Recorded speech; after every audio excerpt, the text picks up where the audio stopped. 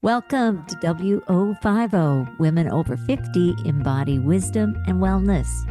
Hello, everybody. My name is Corrine, and I'm here with my BFF, Eddi. And today we have a special guest. We interviewed one of my teachers, our dear friend, Alaya.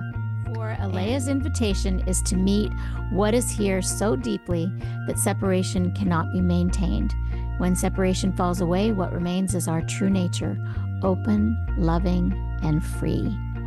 She's amazing. She's amazing. And everything about this podcast I loved, even the search within myself. Just she brings me to tears lots of times in life. And the language is just, there is no separate person. There's one of us here. Great conversation. Yeah, it was amazing. wonderful. We hope you love it as much as we did. Yeah. Hello, Alaya. Welcome. Hello. Welcome, Alaya. It's so good to see you. Thank you so much for having me. Yeah, I'm so Thank glad to you. be here. And we did have a dress code today. We're all wearing, if anybody's watching today, we're all wearing like pink and reddish type clothing.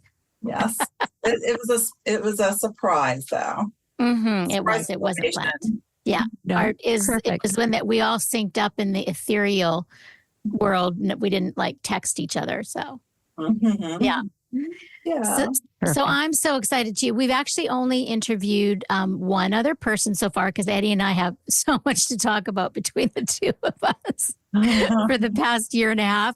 And so we're delighted to have you on today. And we had sort of talked ahead of time and decided that we might be interested in hearing about your life maybe before what we call an awakening, what your life was like in the early days when you were younger, whatever you want to share and what your experience is now. And then we may get to, life over 50 as well. Yeah. Okay. Sounds good. Hey.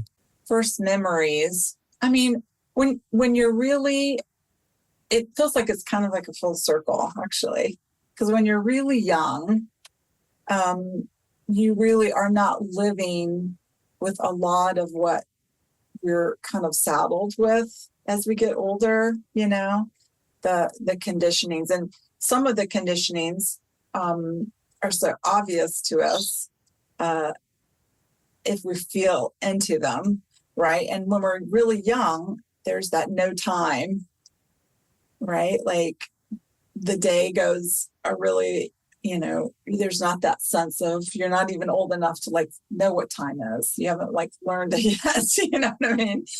So I have that felt sense, and I bet all of us do, of living in no time, like without that added in. Mm.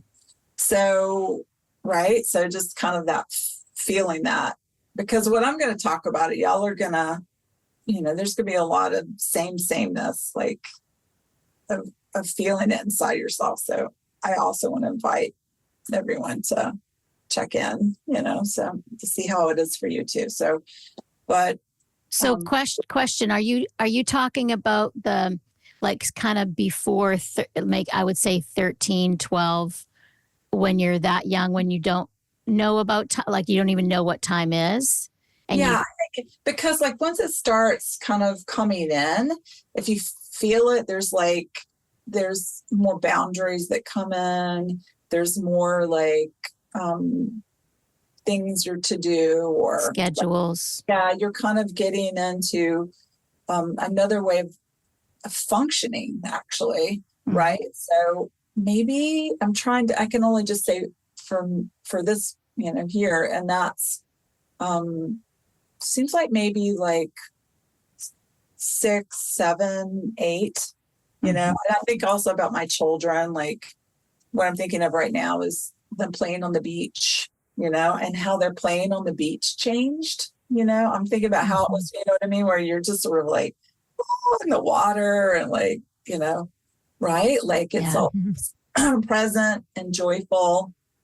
And you also don't really have an identity that you're carrying around. Like maybe you have a name that you respond to, but there's not a whole lot else, like people are starting to like kind of reflect that.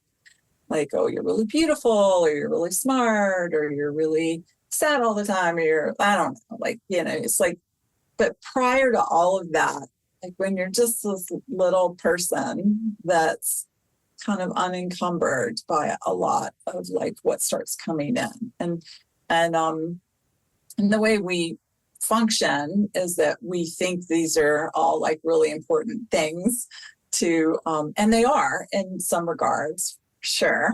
But it's just like how, I would say how they were kind of laden in my experience, and how it sort of diminished that presence, right? The aliveness, that felt sense of just kind of what's arising, and I'm going this way, or this is fun, or like, just kind of settling into that, right? Like, and then sort of as you get older, and I could say for me, as I got older, like I just started gathering things, right? And the gathering wasn't really a choice, right? Like you start school, you learn about the clock, and you learn about all these social things, like, and there were specific things that came for me because I'm Southern. I grew up in a Presbyterian church, so I started learning all those things. I was really young, so it was just kind of all this kind of gathering, and really sort of,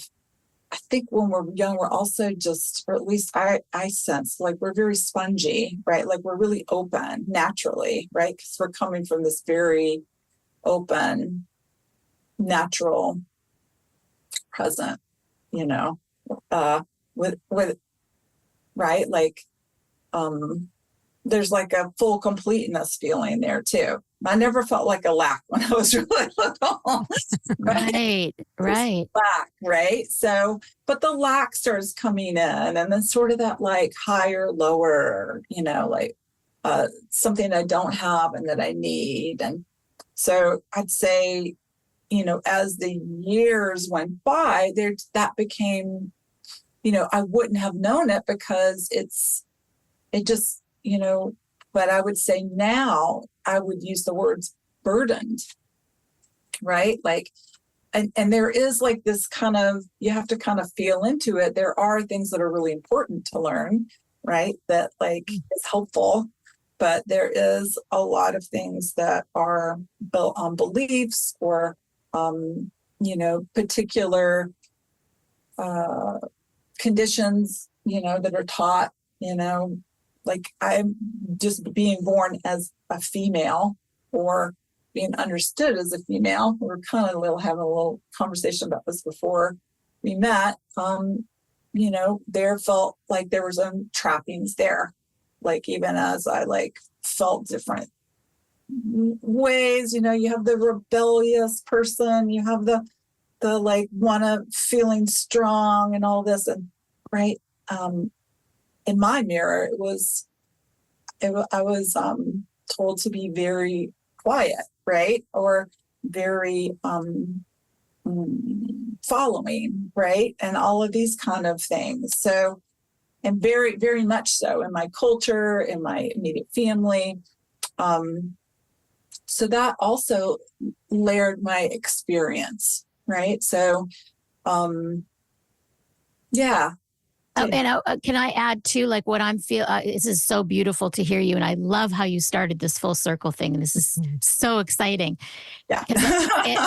And I'm thinking I'm going back to me as a teenager, from that freedom of 6-7 to the incredible self-consciousness, whether it was because I had breasts early, pretty large breasts early, and how that was seen, and feeling very like self-conscious, and even feeling so self-conscious walking into a restaurant and who was looking at me. Yeah.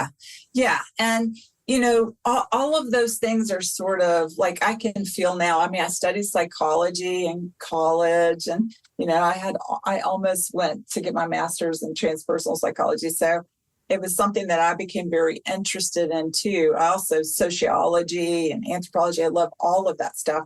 And it is like, in my home, like there was no starting my period, it was just a shock. I was just at school one day, and then it just happened, and I was like, oh, I was really young, so there wasn't like a peer group to talk to about it, and you weren't really in that.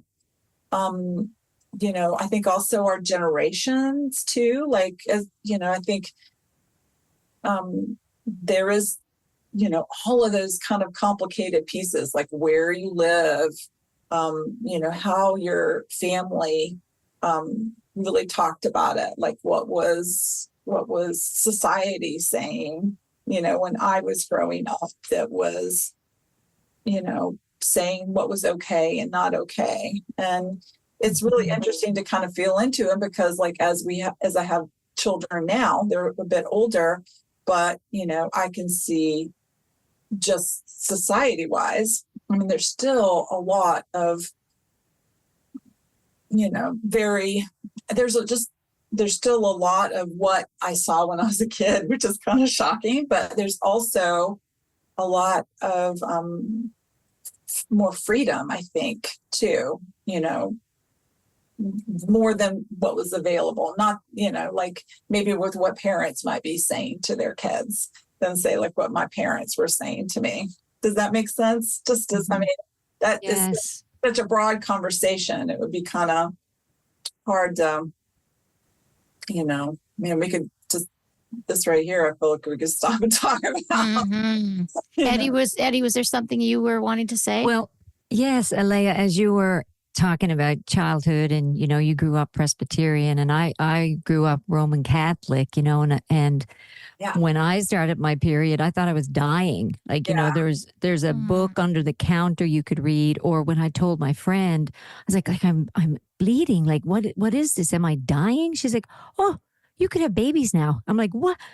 I don't want to have babies now. I'm 11, and I was such a little vulnerable, like you said, a little sponge that was just soaking up life. And now all of a sudden, all this information, what am I going to do with all this information? Right? Yeah. Absolutely. And the conditioning and the belief systems and all the things that are in place. And I'm going, it was actually some of the first moments of my life where I started to really question things, you know? Yeah. What a blessing. And I think probably all of us, right? Like we're kind of going, because we're kind of set up to be in a sort of victim, or it doesn't have, there's a receptivity, but it is, at least I felt it, somewhat being victimized, right? Like, because a lot of what I was taking in, and it was mixed. Sometimes it was just like, I just took it in, no thought. There was no, it was just because it was everything I was seeing around me, and it was just what everybody did. And then some of it really did feel fishy, and some of it really hurt right away, really hurt my heart, made everything, made me feel smaller, made me feel more alone, right? Like farther and farther away from our childhood, right? Like that, I feel like we all have, and what a blessing that we have that to kind of, that felt sense of our natural freedom there, right? That can really kind of pierce through, or just be poking at, or like simmering in there with all of it, But it's like just kind of the larger feeling of how, off that can feel in the body and in the mind, and or shut down we may be, so that we're not even connected at all, in that way to what, we've kind of drank the Kool-Aid and we're all in, right? And like I said, it's not all bad, but there is so much of it. Even if there's, I could tell, like, this is really good information. I'm learning how to change the oil in my car, but at the same time, I'm getting that I can't change the oil in my car, that somebody else has to change the oil in the car. Again, they're talking to me in a way that, like, I'm just kind of, what I mean? Subordinate, right? Like, so the whole thing, the whole layered information that I needed to know how to change the oil, was given like so much more, right? Like to my system or my place or like what I'm supposed to be saying is me, right? That's like, right? I'm sure you guys probably have stories like that. I mean, so much of, and I just keep going back to that. Yeah, I mean, I actually took mechanics going right from there. I actually did take mechanics, but I was the only girl in mechanics. And they treated me special because I was the only girl. I was probably cute, and they would do a lot for me. But I did learn stuff too. But a lot of times I would be handing tools, so I wasn't empowered either. It was just like, you can see this programming of these genders and what you're expected and what you can and can't do and what you're praised for when you're good at. That was sort of right around that time. And when I was taking mechanics is when I started taking singing in school. I started taking choir, and people would be beside me and they would hear me sing in choir and they would all start turning around. Where's that voice coming from? And I got noticed and I got praised for being a good singer. Yeah. Yeah. And that started to become my identity. Mm-hmm. Yeah. Yeah. Yeah. Yeah. Yeah. Similar. Well, it's interesting. It's interesting because I would come home and win a ribbon, and Corinne and I would laugh about this, and my father would have the comment, "Oh, that's good, but you just remember, there's always better than you out there." Yeah. Oh, it's like humble pie, hey? Yeah. Yeah. Yeah. Yeah. Yeah. Yeah. But it doesn't stick. It doesn't stick like it did then. You know what I mean? This is the life. What do you mean? Well, it's just what used to stick. Now it starts to fall away. It's like. Yeah. So if we can go ahead and talk about that too, if you want, sort of like, so the accruing for me, and it became fishier and more painful. And can I ask you to describe what fishiness means to you? And did it feel fishy to you even back then when you're talking about teens, 20s sort of thing? That's a good question, because it's, I feel like I was tuned into like kind of more dramatic things, that were where I wasn't as, I feel like probably what I would feel in is like, not so consciously, but just, I don't want to do that. Right. Like, or no, that kind of, or yes. But I think what it would have looked outside would have been, I was a kid that maybe was more in the back of the class, quieter, seemed more like I kept getting a lot of mirrors from my family and friends that I was like a thinker, or I was sensitive, that I was sweet, and I shy. But I think like inside of those words, if I was to feel them, I think it was my discernment that was doing a lot of just kind of laying back and not participating in a lot of things that just didn't feel right. Does that make sense? So does that mean that they were putting these labels on you, where they were saying it, but you weren't buying into it? Is that what you mean? Yeah. I mean, maybe a mix. A mix. But if I'm saying from my eyes now, and sometimes it is a little fuzzy, but like you asking me the question, it's making my brain kind of feel in and go, oh, I do think like I wasn't not been quite awake to this thing right now. Like I'm having a little bit of a questions when we inquire, we have a little more, more awakening, like we go, oh, I haven't really thought about it like that or felt into it like that. But yes, I would say, in most of that, it was not me responding to other people and my actions to other people. It was very much, it felt like, and I think this is probably pretty natural feeling. It's like, it felt really like, this is what I need to be doing, right? This is what feels right for me. This is what's, and that as a kid, that would be like maybe shutting down, tuning out. I used to do my hair like this all the time and like kind of space out. And I didn't know what that was now, but now I know that's a little bit like what is it? Stimming. Yeah. It's like that. And I would just, it was just like a way to be in the environment and just be able to be there with what was happening, because I was not able to. Yeah. What do you guys, Stimming. what's stimming? So stimming is a distraction. And for people that aren't watching the video, Alaya's twirling her hair as and looking up to the sky, like she's using it as a focus method. Yeah, she reminds me of me. Like everything you've said, I'm just like, oh my gosh. And I know there's tons of people listening that are getting this, because,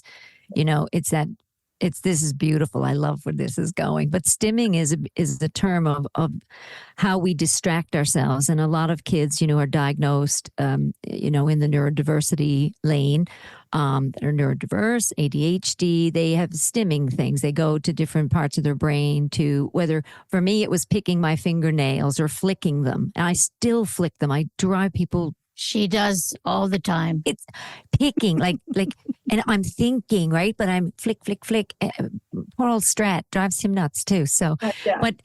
but it's beautiful because it's just that brain, right? How we're and we're using and it's like we're in it felt like even if it's conscious, it's a hostile environment, or we're needing to like kind of rebalance, right? Or we're needing to, and so I'm sure, all that kind of stuff wasn't really online as it is now, and there still needs to be a lot of support here, even as we're sort of unfolding. But like, as young people have neurodiversity or have coping skills that are basically saying, I'm stressed, or I'm having to like recalibrate here.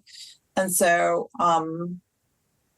and it was a soothing technique. And, also,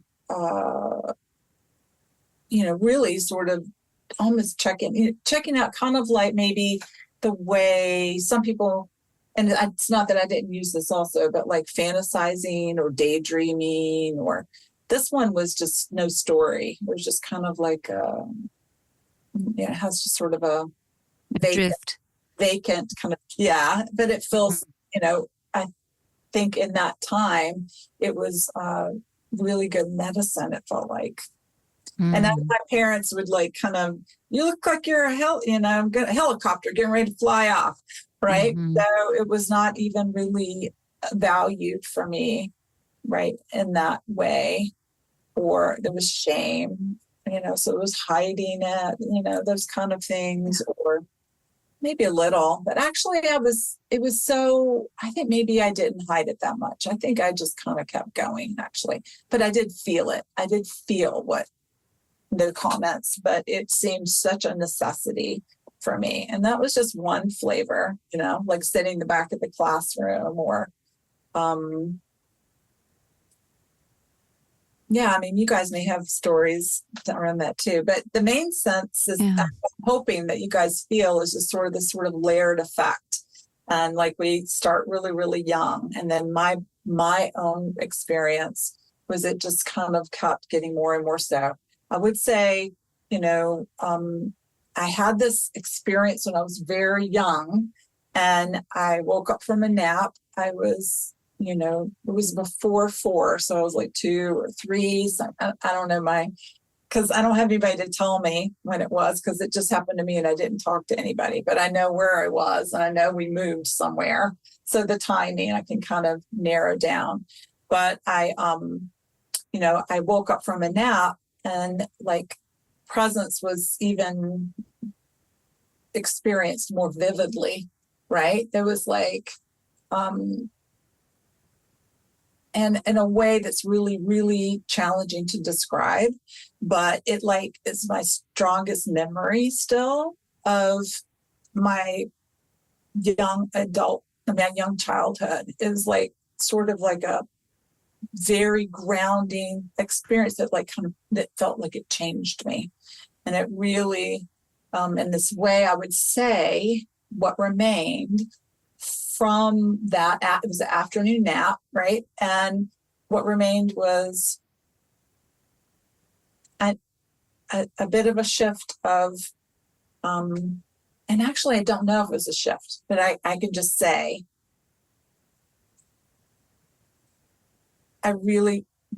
what was coming up here, I wanted to listen to more than anything else, more than what the stuff that was coming in.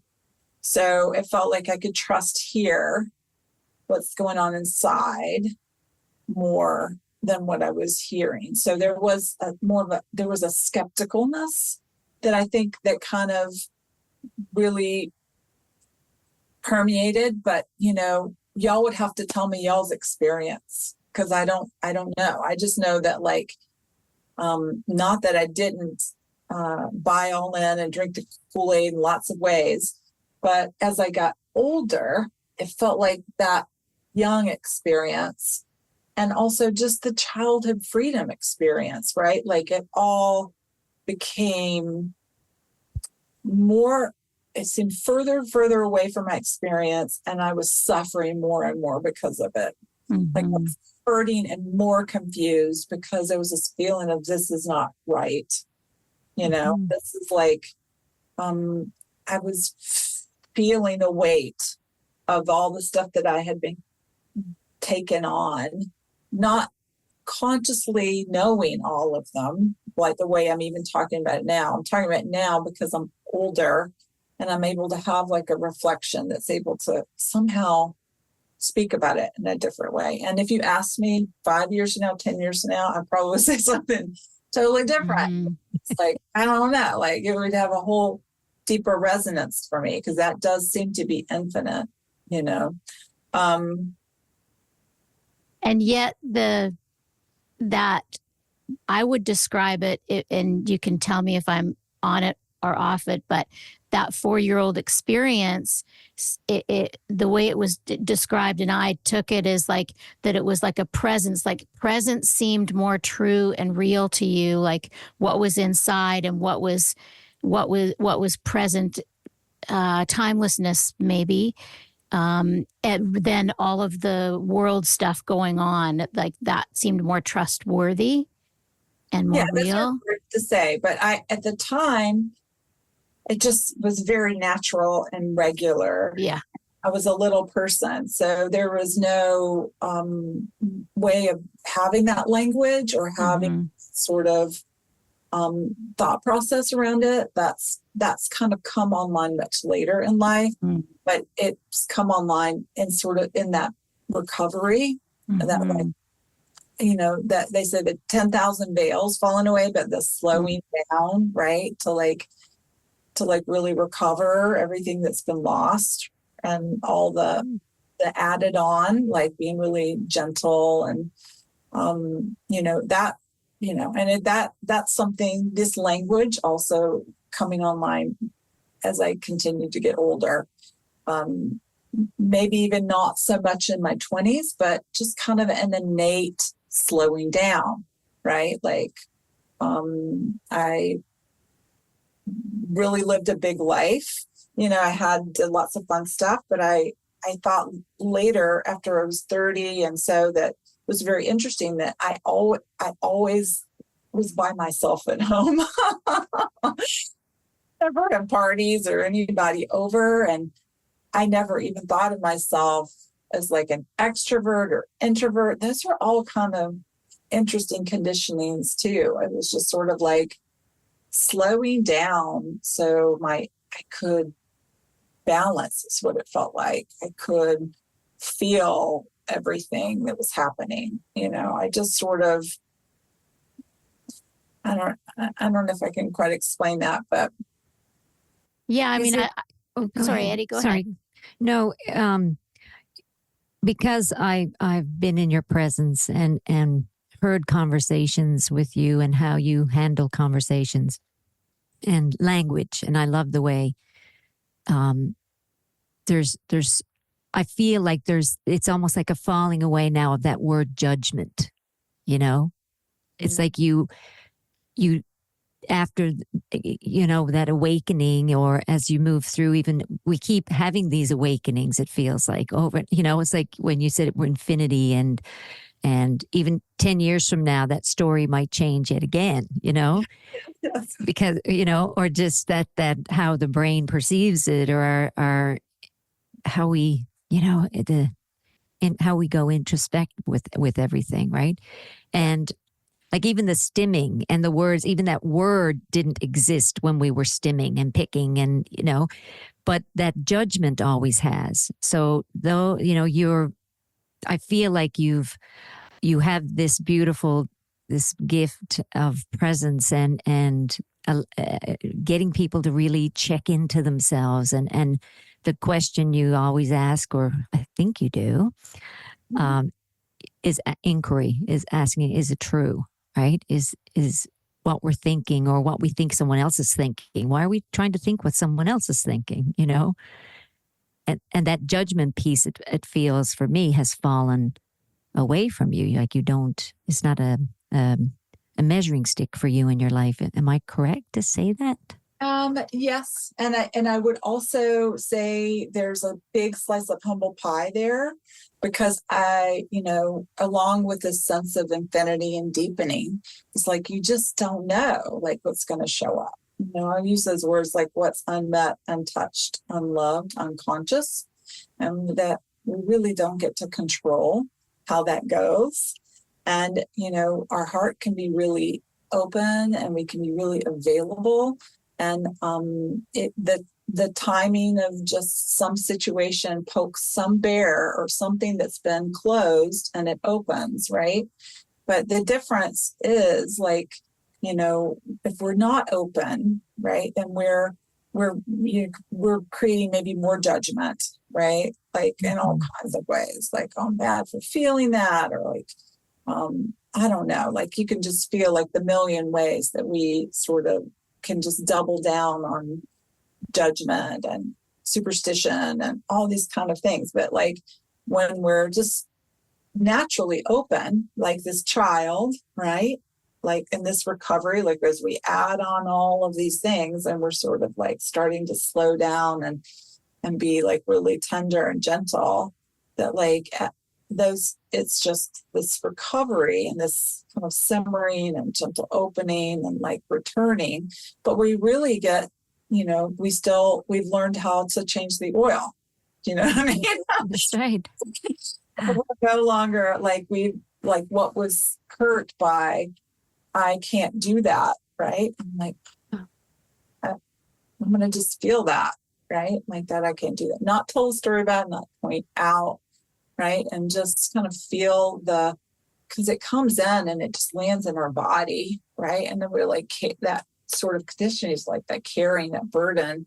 So it has to be like that in a really, finally, in a really, really simple way, present, like really felt, so that the kind of the remnants or the roots, I call that like, really, really deep medicine when we slow down and we recover really what's been lost, right? We have to do that. We can only do that by just like being not in judgment, right? Because that's just a whole bunch of trouble. That's just like immediate and feel like something different is happening, right? Or just a turning away, or, the not okay, right? And, it can be a lot of energy that can be described in a whole bunch of different ways. We could say scared or angry or sad, or like all these qualities, the energy can come in and we can describe in our minds, but like really this moment being the only moment that there is, right? Only moment, past, present, and future. Those are things that rest in our minds, and they can be useful, like the way we're having our human experience, but everything is changing in this moment, and anything that's in a book or a memory, it's being recovered and we're experiencing it in this moment, right? That's sort of the whole of it. So when we really kind of settle in and we realize that life kind of repeats our conditioning and repeats like our beliefs and all of the stuff that we're holding, then, as I got older, that became more and more alive in my mind, and understanding that the suffering was optional.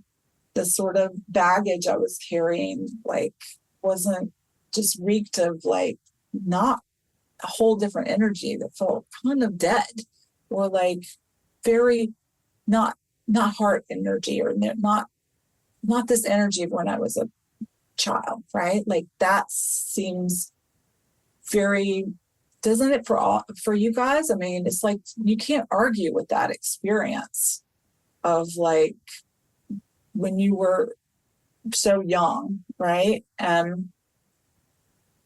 All of these words would not make our experience would not make any sense, but it lives in us as we, and calls us back in, right? And so what I would say is my experience as I continue to get older, or, fabulous after 50, this year, but there is just more sloughing off, and opening and bowing and gentleness. There just seems to be more and more of that that recognizes my nature as like that's our nature, that's what remains. And so the judgment feels very crunchy and narrowing, and it doesn't make a lot of sense to me. It means that I'm disconnecting from myself, and I'm disconnecting from life. And I know there's a lot of questions that a person could have hearing me say that, like, what if, or what should, but it's like, that's how it's coming for you. Can you feel all that stuff? Because like our intuition or our inner guidance or our common sense, right? Like that's where, I mean, it's not even a choice for me anymore, because it's just our nature. Do you know what I'm saying? And so, yes. Yeah. And so it changed everything. If I had you in a hall up here now in Newfoundland, Canada, and I put you on a stage and anyone could ask you anything and they could write it on a note, okay? There's 3,000 people. I would say there's 2,999 questions that ask you, what does awakening feel like? How can I do it? How can I fast track this? Yeah. But inside of it is, isn't it? Inside of it is our true yearning. It's what everybody really, really wants. They're going to come back to this like really simple, open, flowing presence. And I will say this, I talk to folks all the time. This is a really good one to really kind of smash up, because I love to smash up stuff. Yeah. Is that, I don't really like to use the word awakening, and it does come out here and there, but but the felt sense of it is really, it's a good word, not like as a destination, but just like when you're like having that, I see that fully, like that light bulb that goes off, right? That feels like awakening from sleep, right? Awakening from like confusion and dark, and then there's like clarity that's like fully felt, not like a taking in a belief. It has that whole thing that we're really built to function as, right? This kind of boundless, infinite, open clarity and living wisdom that we are. Like, that's not something we have to learn. It's just our innate nature. That common sense, right, is not learned. Common sense. No. Yeah. It's that true nature of we get so far away from the child. I read a statement that said it takes almost 100 years to become your child, you know, to find your child, to find within. And so that's why I like the falling away of the words, because my whole life I've read every book. And there's a word in, right? We feel like there's every book, and I'm a lifelong learner. So it's more, right? Like it's just more added on, right? Like could maybe change the story for better, but you're still left with the extra. You. Yeah. You're still left with you. And that feeling, right? It's like we know when it doesn't feel right. Like and one day, you know, there's a lot of people don't have grandkids out there, and lots who do, but it's that feeling. And we're not going to, you know, I'm from this generation. There's 5 of us now still alive. My mother, my daughter, right on. There's 8 of us in this time in our life. What my mother has taught me, I haven't taught my daughter, and my daughter hasn't taught her daughter, and so on and so on. And it's, you know, we can extrapolate a lot of stuff from all that we've learned, but we're still left with the feeling, right? You know, the words are gone. It's like there's no words left anymore in society to describe anything. It's like, I keep, and with my own daughter or my granddaughter or my mother, I'm like, well, how do you feel? That's what I keep coming with is, how do you feel? Because now I can't say, well, this is what I've done, but it's now like we're going inward with, you know, and this is what I guess you have so much in there to share. I just want to get your feeling on that, like that feeling that we're trying to dig deeper and our true nature and the layers, you know. We getting... I mean, you're also talking about living mystery, right? And like our wanting to know, right? And yes. My big thing is really for you to have your own experience, right? Because if I'm speaking it, you're still looking at me, and I'm like, somehow I could be up there and you could be down here, or I have something that you don't. And so I don't do a good job of playing into that very well. I'm really much more like, let me hand it back to you and you check in and see, right? Like, because, but I do want to go back and say one thing here is that, that awakening, you know, even though we can use it in this context in this moment, is I would say actually, and it is like you to become the most regular human, right? Like the baseline is you're prior to all the extra. So you get to be human, like, or like everything that's regular and normal, like a tree, like a blade of grass, like a baby, like a dog, like all these, everything that's just present without, you know, extra. And it's always like our hearts showing us. I mean, you hug a tree and you feel it, right? You're just going to go right to the ground. It just does all the work, right? It's like everything is just, I say, is grace or the teacher showing us, even when it's not clear, right? Because when it's not clear and it's poking the bear here, it's showing you what's unmet, untouched, unconscious, unloved. And really that kind of slowing down and being really tender, the tenderness, right? Tenderness, this heart that opens, the unguarded heart. And that's what I would say with awakening is that we are a living, open being. So all of life doesn't become like the story of blissfulness or separate from that. We actually, our heart becomes, it stops to make sense to not be open to life. We become just like the giant heart in life. And that is, right? like everything that's happening in the world or the people that are in our family.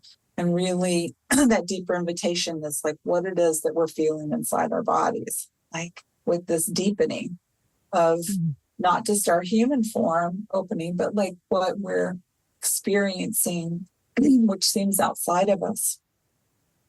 But as we feel it, the inside, the outside of the inside, and this is what I cannot give you, is there's something that's an alchemy that's so sacred that cannot be described, that is, you are my very self. You are my suffering. We are the same. So as, you know, there's a magnetic pull, you know, to be at your feet, right? To just really, how there's been a tenderness here, then your story may seem like a different story, but somehow it's the suffering is just aligning to like be its service, right? So how I have my teacher Neelam or my dear friend Adi Ashanti, but the tree outside and the river and my dogs, like everything's been teaching me, my children, my husband, right? Like that when I feel it here, that my veils fall away, everything that I gathered gets to loosen, and my nature becomes more and more open, free, alive, fluid, right? But I'm returning. I'm returning to the way my form came into the world, right? And it's like a death before the death of the form. Do you see what I'm saying? Because we can't carry it when we die. We're all going to die. So we're going to go to our deathbed, and all this stuff is not going to be able to be, right? And who knows? We don't have to talk too much about that stuff, but like how that goes. But this sense of like it will just remain, right? We just have to, you know, the suffering here in our life. And why not just slow down and let the softness in, right? Because it can't remain. And none of this stuff, you know, as it's given to us, it has the energy of boundaries. It has the energy of like our human condition is like wrestling energy into like these small experiences and creating a brain that really can just think it's separate. Yeah. It's so interesting what psychologically we can do, and like what is our human conditioning can kind of create very, I mean, it's amazing.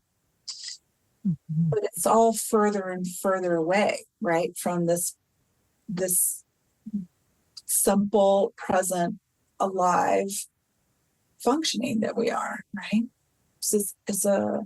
We're caging and trapping ourselves, right? And this dimming down, and it's getting squeaked through. Like maybe we write a song, or maybe we, you know, we'll somehow get open and things kind of pass through that are more unencumbered, and we can feel the aliveness, and we're like, right?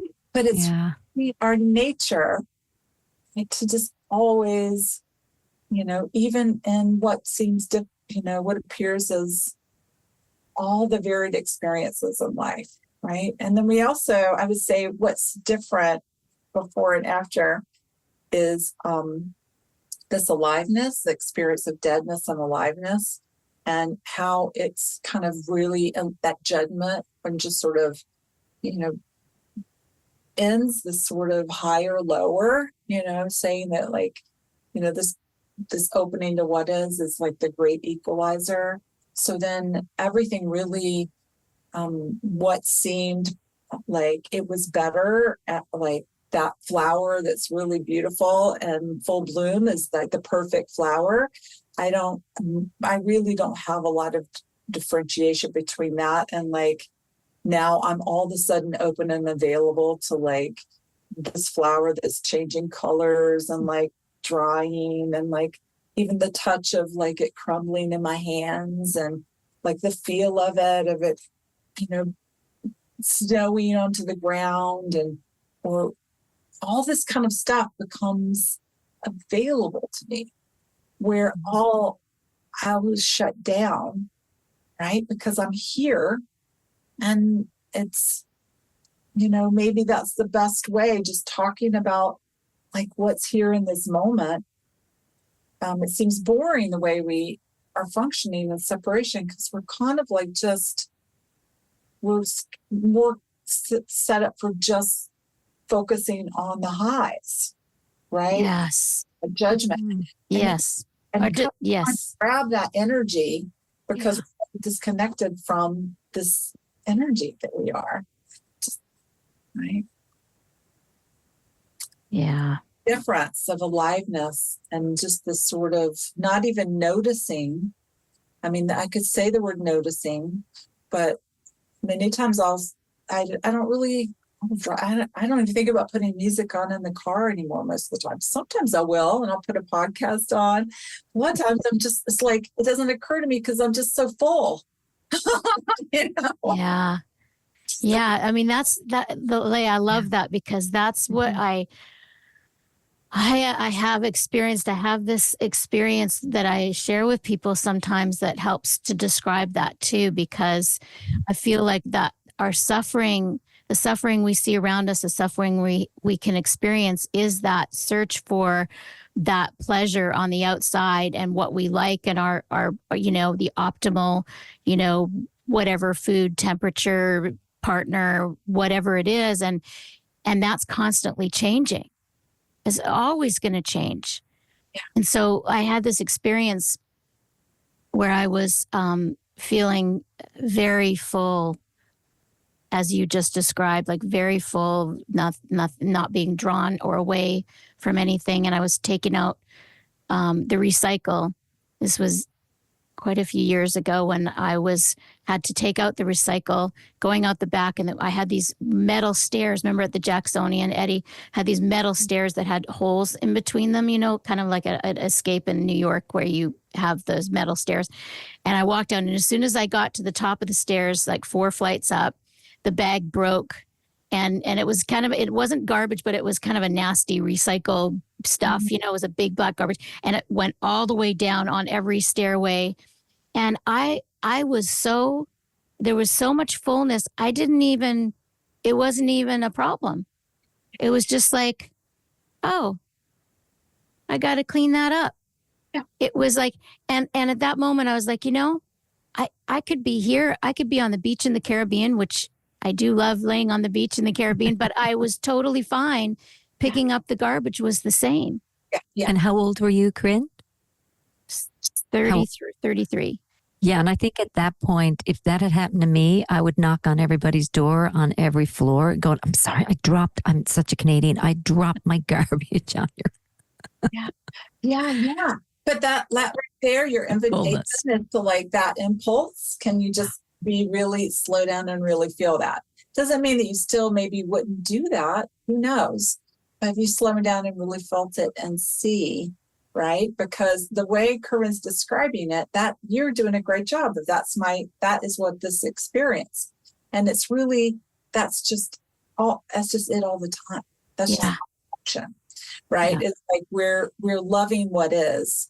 And it's even less than that, it's less, because we don't even have to let go. I am loving what is, right? There's just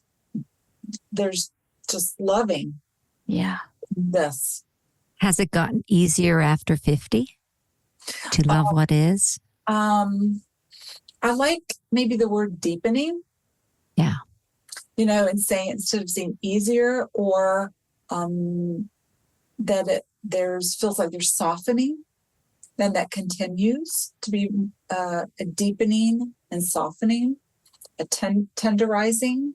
An ease? You find more of an ease? Flow, yeah. So I would say just openness, openness, like it's, but also like not really reflecting on anything, because it's just too much. like that. It can be like if something needs to happen that way. So I don't know. Like I like to say the story, like my dad passed away about 6 years or so. And there was a whole lot that felt like I could have said no to in the process of death. Like he was really beautiful to me. And it was my brain was just like, what was this so beautiful? Right? Like his skin was changing, was like at the very last few days. And it was just amazing that it was so beautiful. But then I would say after a few years, I was starting to have like my sister talking or something, and there were like unlocked memories that I really had as part of that safety when I was a kid. And it was just particular flavors of it that were just really unlocking. Right. And I don't know why, but, it just sort of started happening a little bit. And some of them were memories that I was like, wow, big openness, like, oh, that makes sense. Right. But inside of